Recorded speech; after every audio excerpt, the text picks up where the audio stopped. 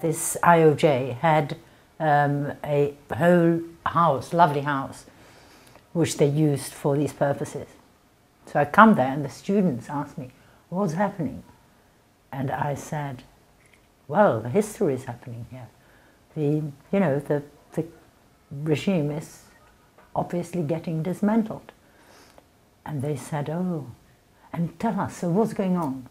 So I told them about, met hundreds of thousands of people in Prague. And they said, what should we do?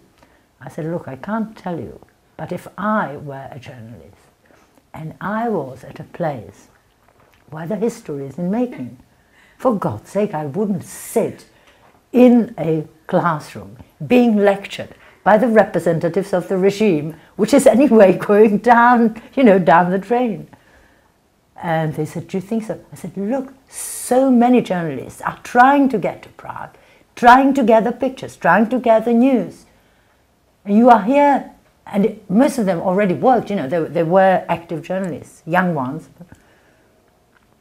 Okay, the next day I come there, because I had to come there, and they said, something's happened.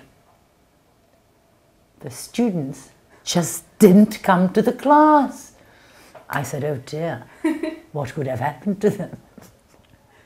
Hope, they don't get into problems. Well, we don't know, but fortunately it should be the end of, do you think we should report on them? I said, oh, come on, let it be. They're probably curious, And then in the afternoon, or in the evening, they rang me up and said, look, the IOJ is going, of course, to pay for the interpreters, because they're more or less, as agreed in the contract, but we're afraid he won't need you anymore. So I was paid for going to the demonstrations by IOJ, and the students all followed my advice.